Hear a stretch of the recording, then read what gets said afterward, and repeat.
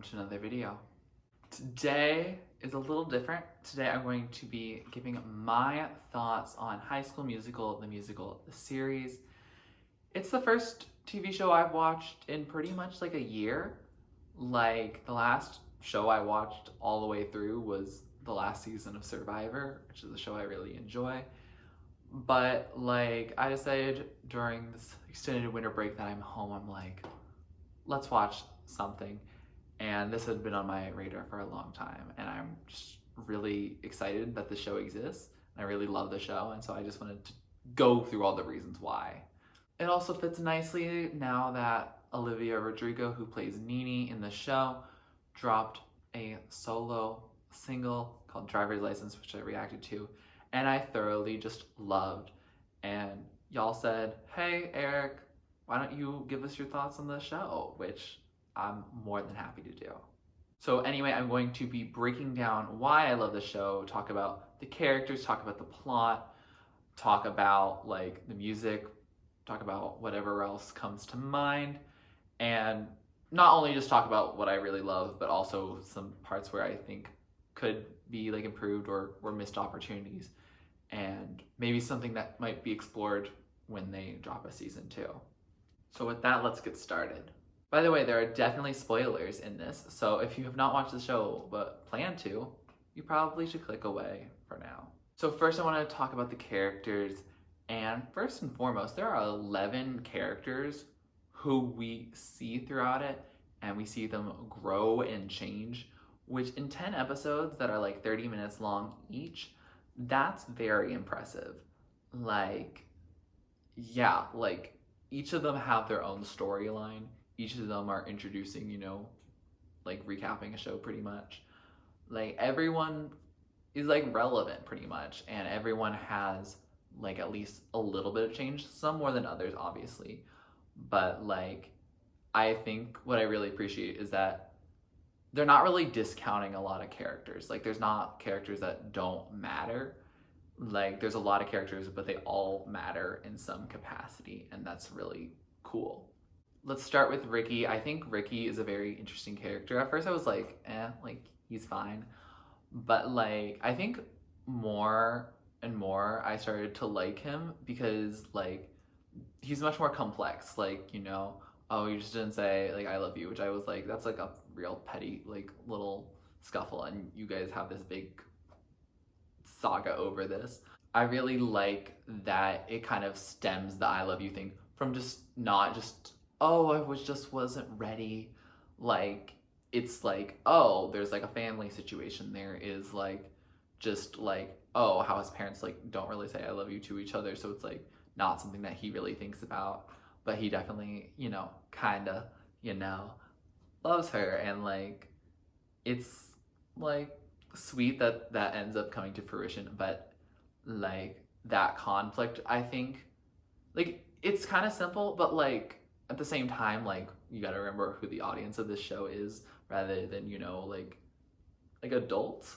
Like it's a way to show kids like how they can grow as people, and like how they can deal with like difficult family situations. And I think Ricky does that really well. I think also just in general, like Ricky is like a very realistic character. Like he's not doing like weird stuff that no one does. Like, he's just riding on a skateboard. He might write a song. Like he might play video games. He might watch YouTube. Like he just does a lot of different things, and I think that's very realistic for someone to do that. Or also just for a guy to be like, oh yeah, I'll audition for this, for like to get the girl in the end. And like, well, I guess that's not necessarily the most realistic. Like, I mean, I think it's nice that it's not just like after that first episode where, of course he gets the lead. Like, I don't feel like a lot of this show is predictable, and I like that his arc does go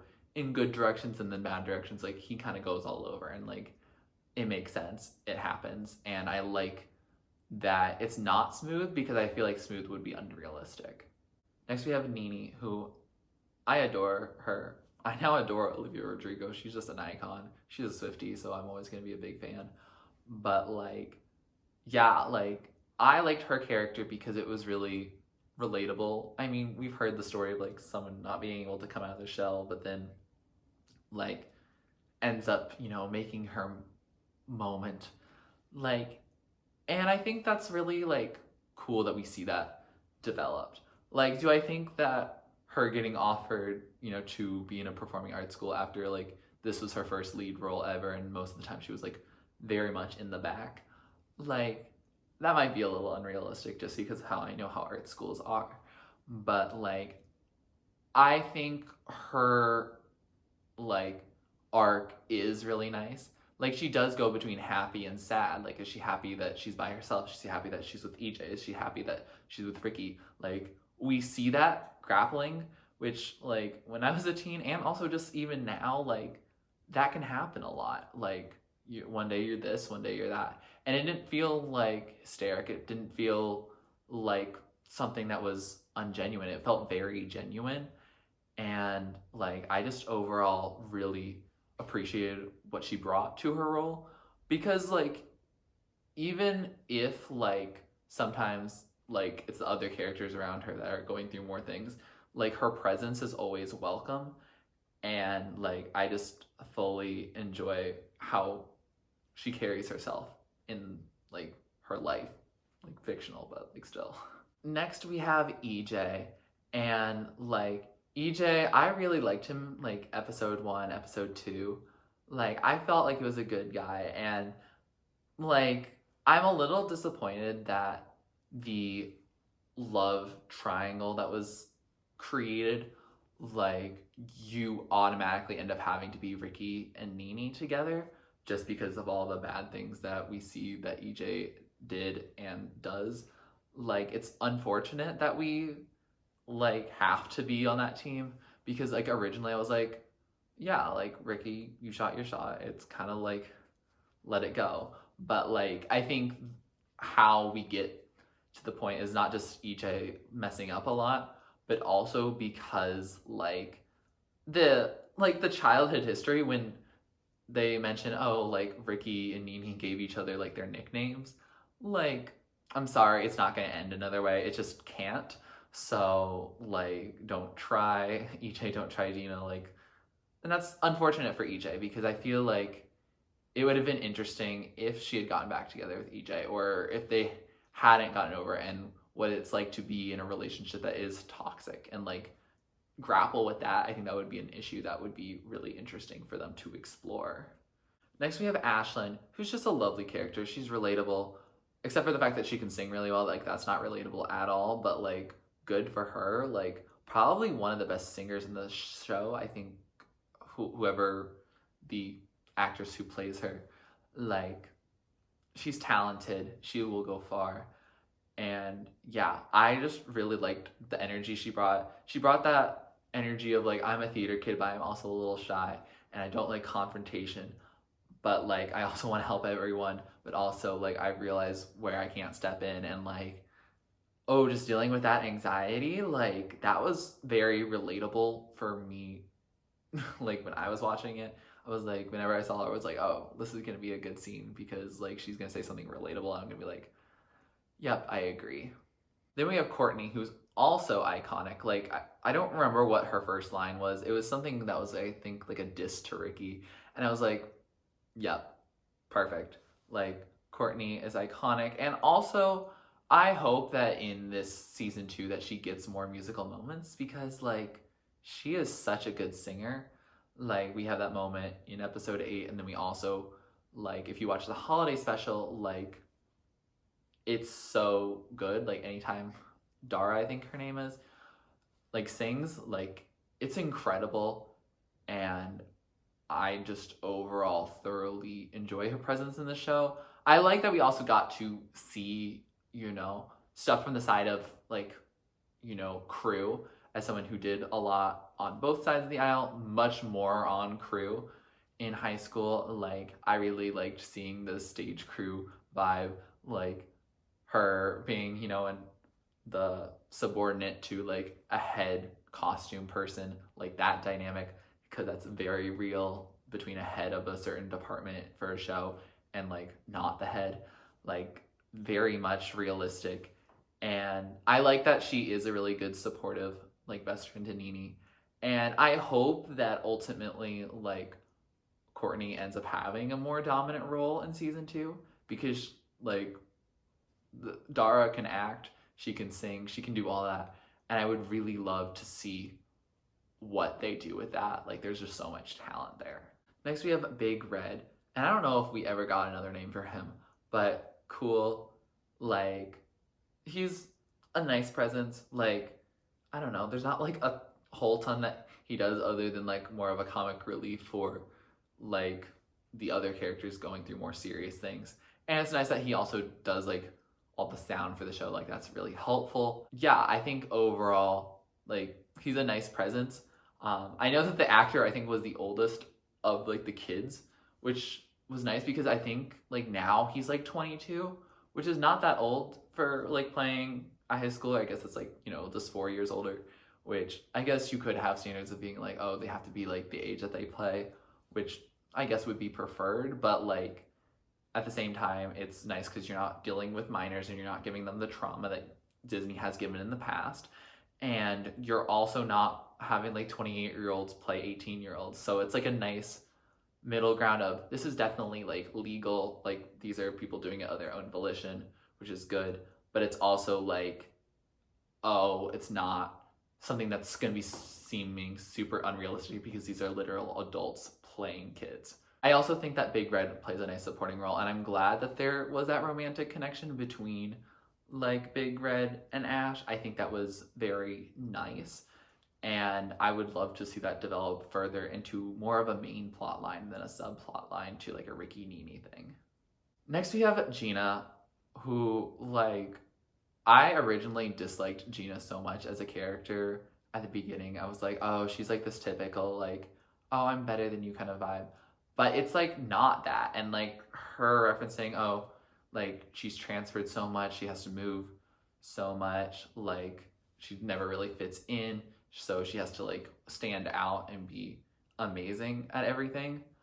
Like I never really had to move or transfer, but like trying to be the best at everything is definitely like something that was a trait that was put into me at a point in time.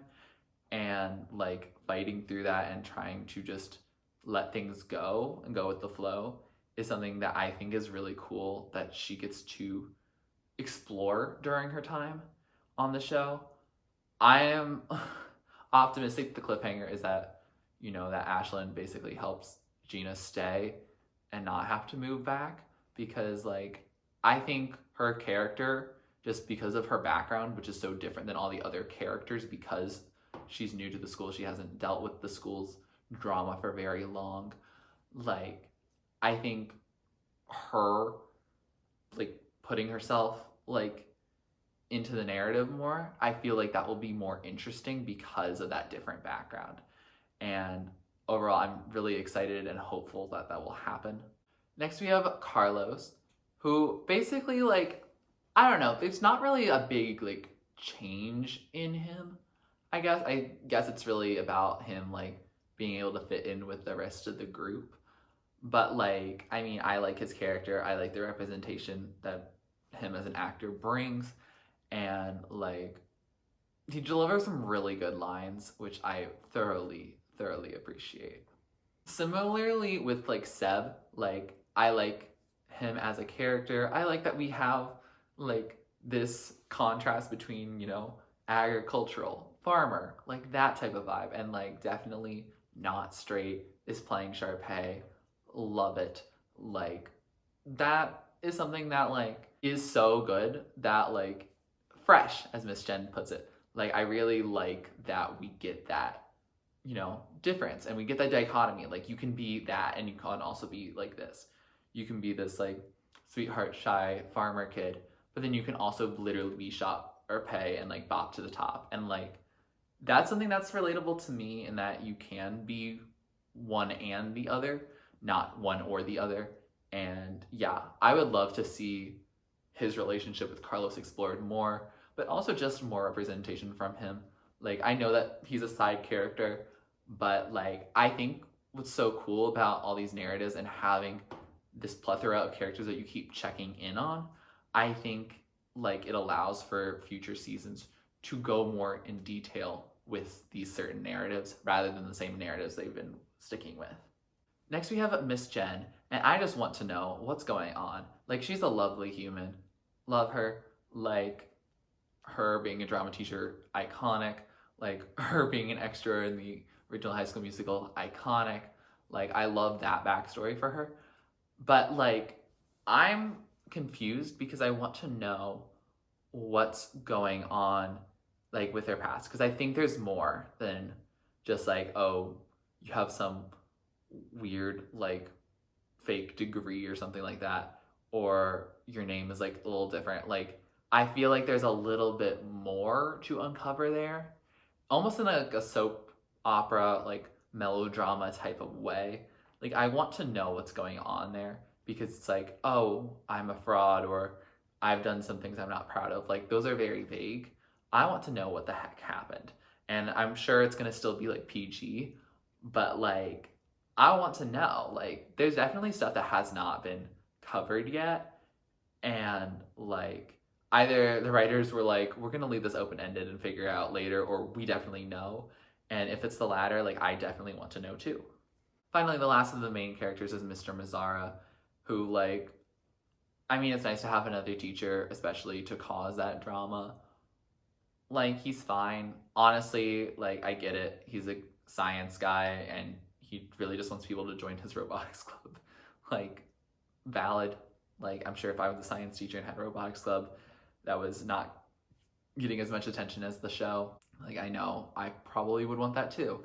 And so, like, he's relatable in that sense. I don't really feel that he has his own narrative, really. Like, he really feeds off of relations with other people. Like, his relationship with Miss Jen, and basically just, like, with the kids as a whole. Like, Carlos, maybe, and, like, a couple other people. But, like, overall, like, I don't really see much of him just getting, like, one-on-one, like, him talking to the camera, or, like, him just existing. Like, we don't really get that much. And so, like, yeah, I feel like his character lacks in that sense, and that's not really, like, the character's fault or the actor's fault. It's really, like, oh, he just hasn't been explored as much as, like, the 10 other ones I mentioned. The last character I want to briefly talk about, she's not mentioned in, like, the main 11, but, like, Natalie, I want more. Like, she was literally like, oh, about to go down, and it's about to get real, like, at the end of the season too. And she's there, like, every so often.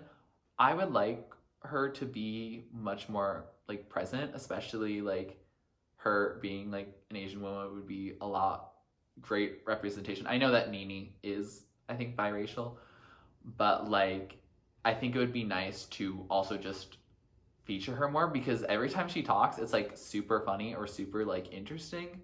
And, like, I just feel like she could be a much bigger role. Like, she could be, like, an actual stage manager and, like, be seen as a stage manager, because I think the stage manager dynamic with the other characters, especially with, like, cast members in, like, regular plays, like, it's a big thing. So, like, I would love that to be explored in the future as well. And one quick other one is Ricky's parents. Like, I like that they're there. They don't have a big presence, and so I don't have to care about them that much. And I'm happy and content with the amount I've gotten of them. If I get more of them, like, I'm sure their personalities will develop more as well. Now we get into plot, which, like, there's a lot of plot, again, that they stuffed into 10 episodes only.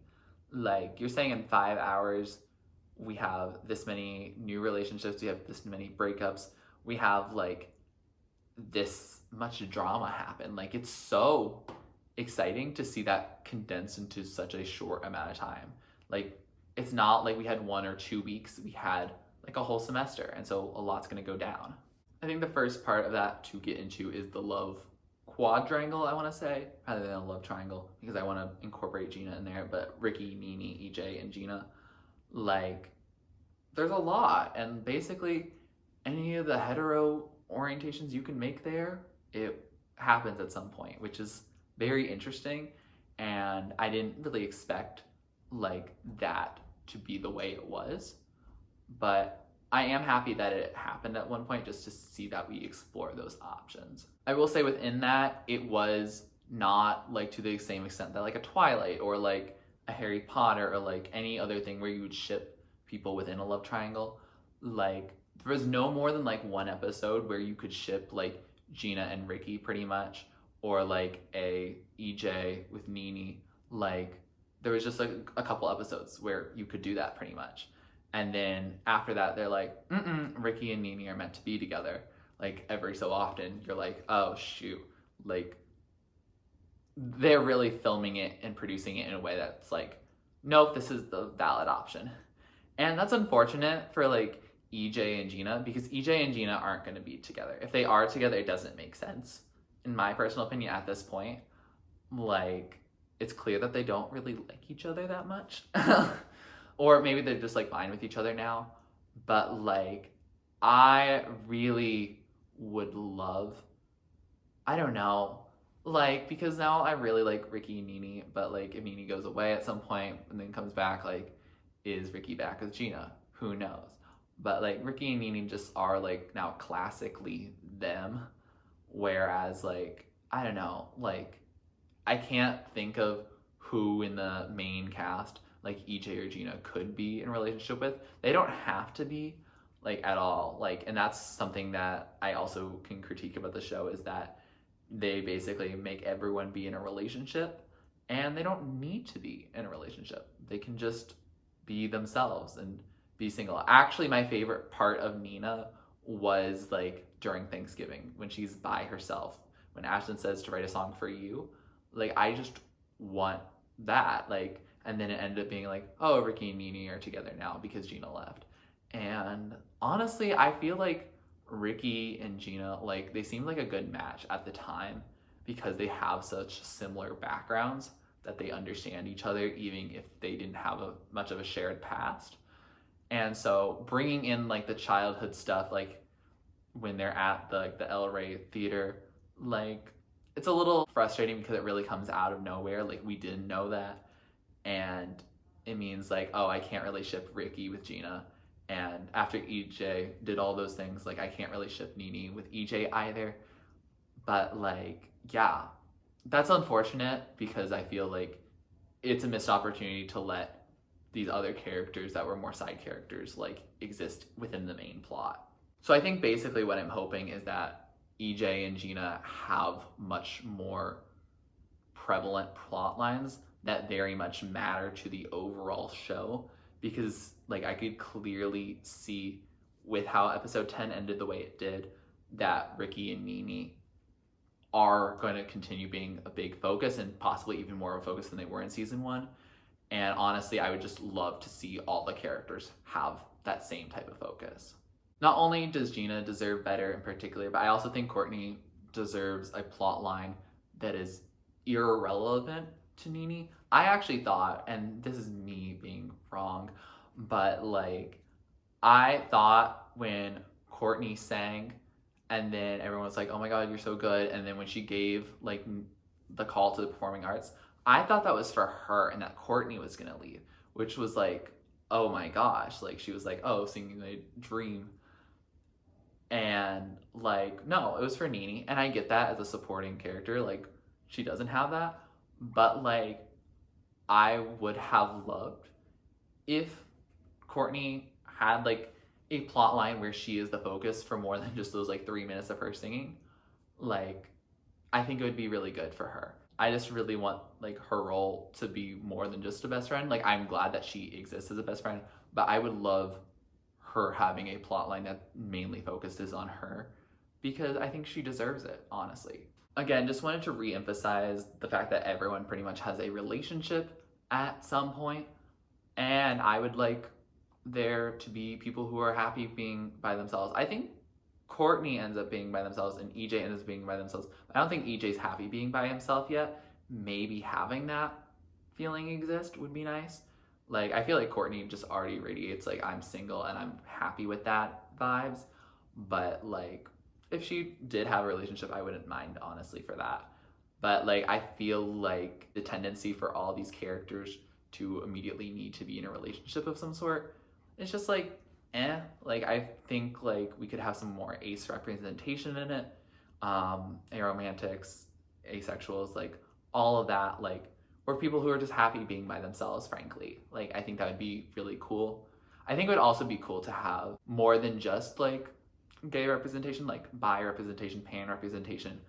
Like if for some reason like Gina and Courtney were together for some reason, which honestly I don't ship it, but like I could see like there being like, oh, like a coming out moment might be nice, but I don't want it to be forced either. I don't want it to just be inserted for drama's sakes, because that's not fun.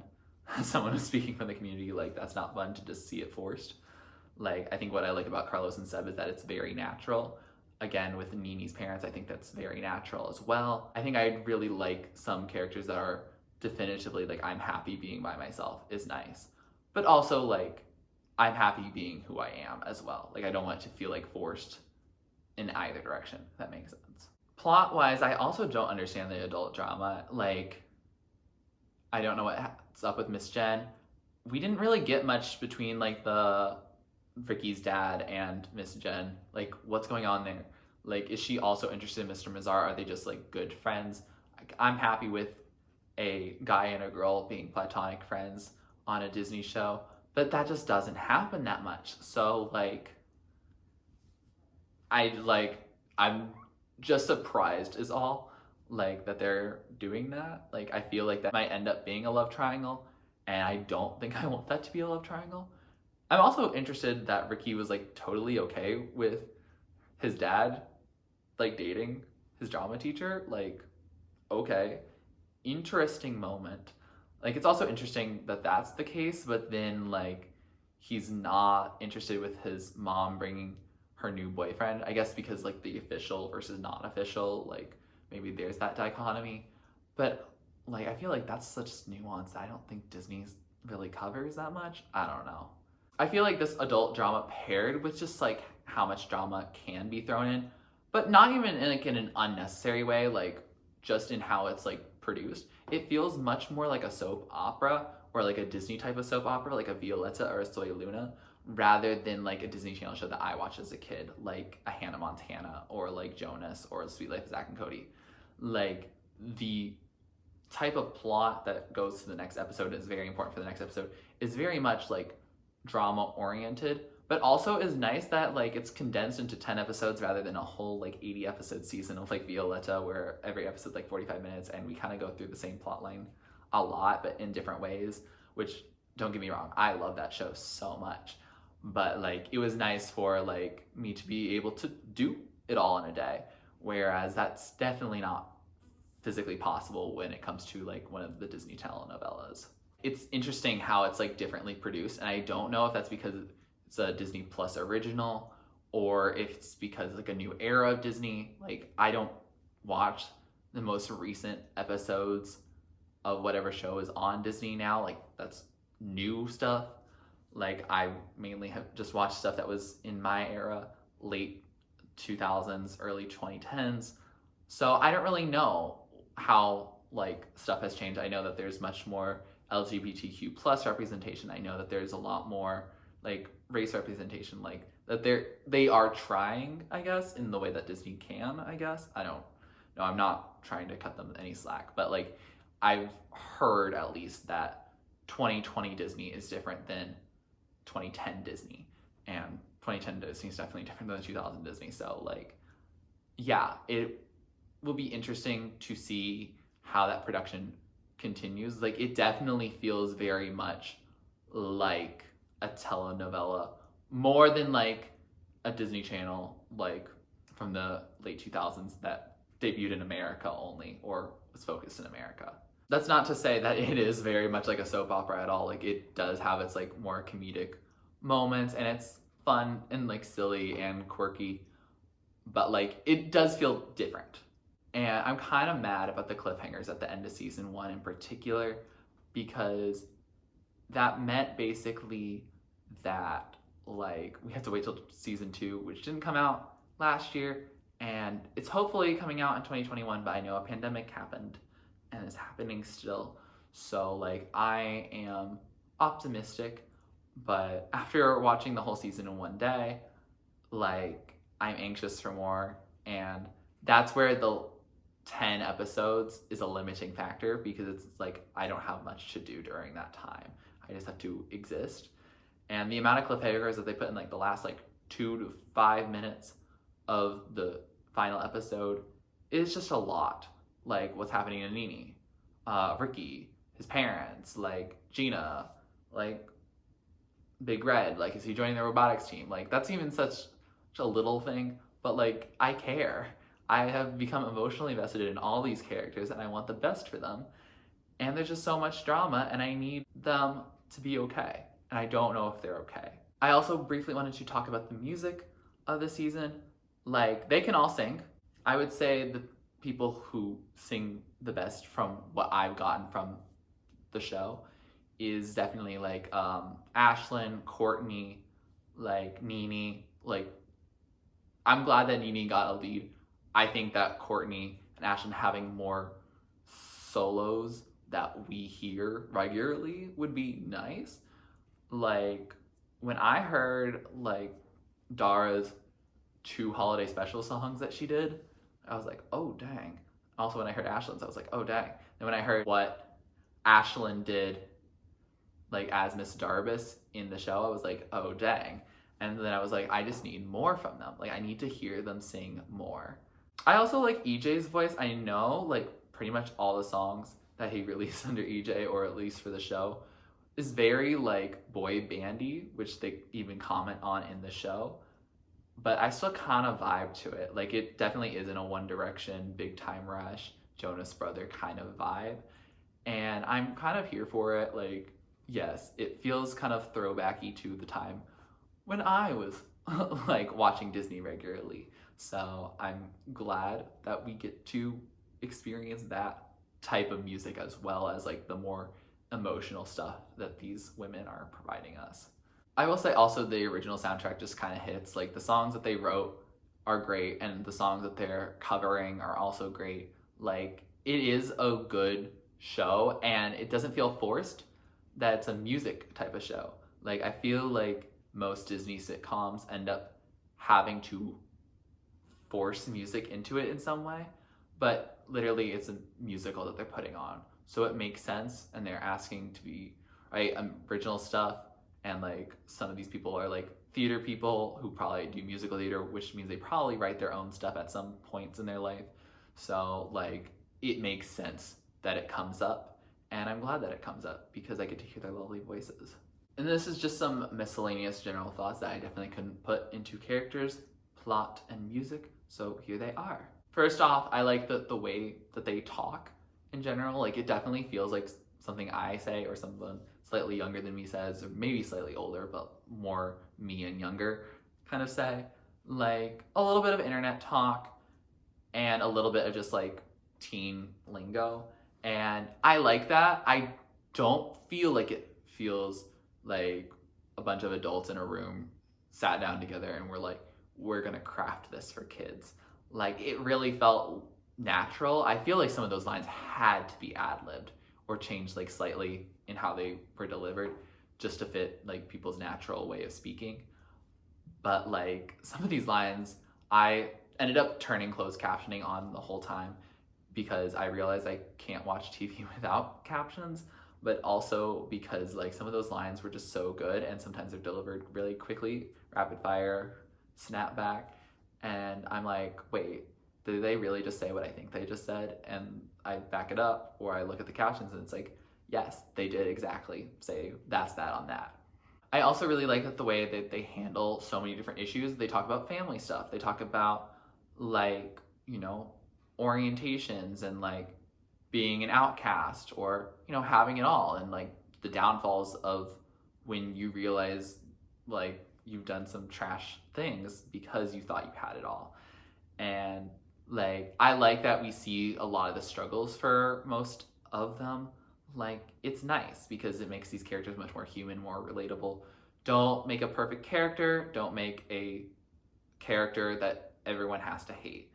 And I like that I leave this season not hating any character. There are times where I dislike certain characters. Like, I dislike Gina at the beginning, dislike EJ at points, I dislike Mr. Mazzara at certain points.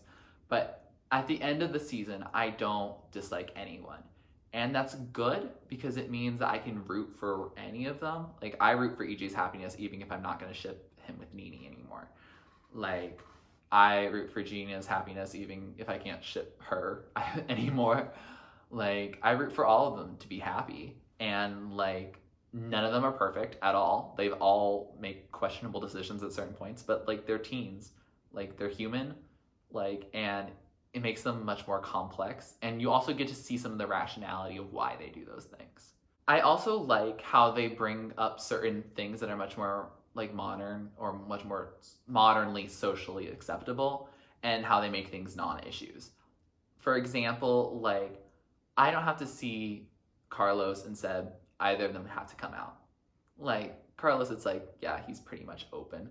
And Seb, it's like, all he has to say is he wants to be Sharpay. And that's pretty much it. And then they end up being together, and that was great. Like, that's nice because it felt natural. It felt like, oh, yeah, these are just two out people doing their thing. And I really liked having, like, Nene's moms not be an issue. Like, the only times, like, that it references that it's two moms is that you literally see on the screen there's two moms, and then she says, oh, like, one of my moms texted me. And, like, that's how I talk. I am a child of two moms. So, like, I felt like I had not really ever gotten that representation on a screen, especially a Disney screen. And I thoroughly appreciate that that's the case. Like, that definitely wasn't around in my day. And I'm really glad that that's not only something that's being on the show, but it's just normalized. It just exists. Like, I don't feel very much different. And I don't think, like, if you had that experience, that you probably feel the same way, that it's like, it's just how it is. I also like that Nene's grandmother, like, talks about, like, coming to America. Like, that's a really cool thing to bring up, like, immigrants and that kind of thing, and dealing with that past, like, dealing with family, dealing with Ricky's family. Like, there's a lot going on, but, like, I think it makes these issues either non-issues when it comes to, like, these LGBTQ plus people, but it also, like, makes things just more normalized, and, like, oh, like, it's okay to feel this way. You might have a lot of emotions, and it makes it accessible to kids. Like, if I was, like, 15 and my parents were going through a divorce, like, I might be stressed, but, like, seeing that, like, oh, Ricky's parents are going through a divorce, and, like, he's taking it hard too. And so it's like, oh, it's not just me. I'm not alone in this. Like, I have this character, and I'm sure he represents other people as well. And I think that's really admirable that they are incorporating so many different issues and not making it feel like it's forcing us to think about these issues, but, like, at the same time, like, it's a lot of issues for only 10 episodes of 30 minutes each. Like, it's nice that all these issues are being addressed in that such a short window, but, like, it doesn't feel like it's cramming us in, if that makes sense. Like, I don't feel like I'm being bombarded with, like, these are life lessons. Overall, I think the show ends up being very wholesome, and, like, you can watch it as, like, a 10-year-old, you can watch it as a 20-year-old, you can watch it as a 30-year-old. Like, it's a good show. It's not long. If you haven't seen it and you've watched this whole thing, first of all, I spoiled so much for you. But if you want to watch, like, a pretty, like, cool show, I think it's really innovative. And I am, like, really happy that Disney decided that, yes, this is one of our first shows we're going to put on Disney+. First of all, great marketing scheme, because, like, everyone wanted to continue watching High School Musical, but then it stopped. And then now it's back. And, like, it's also just nice because, like, you don't have to have familiarity with High School Musical. If you do, which I do, like, it's really nice. And I like seeing how they've put it into the next decade. Or I guess now it's going to be, like, 2 decades later. So that's going to be really interesting to see how that all comes together in season 2. If it gets updated even further, where it's at, where its headspace is, what type of thoughts is it trying to share with us.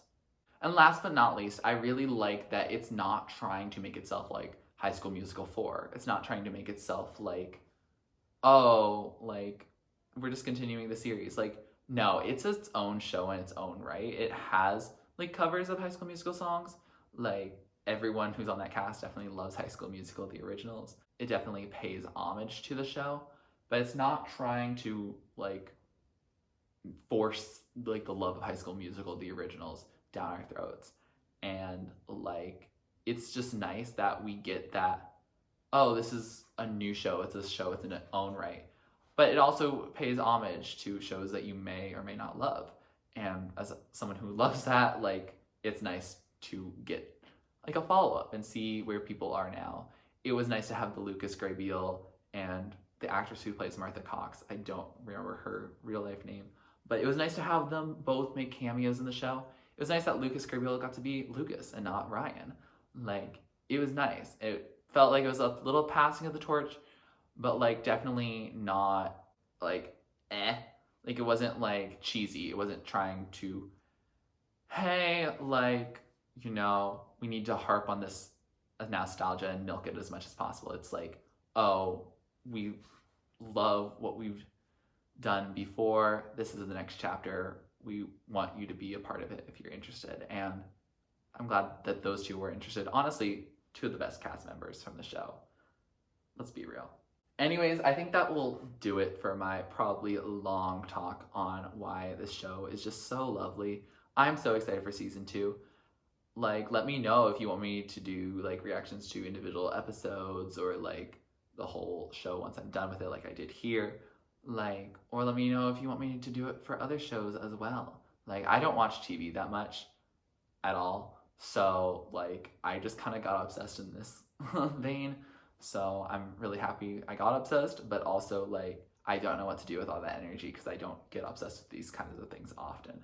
If you like this video, please like it. Please comment down below what you'd like to see from me next. Please subscribe to my channel if you're not already and you'd like to be. And thanks for watching. This is TurtleStormer. Catch you later. It's storming turtles from out of the sky. Turtles don't need to know why. Smile big, open your eyes. It's storming turtles, it's storming turtles from out of the sky. Turtles don't need to know why. Smile big.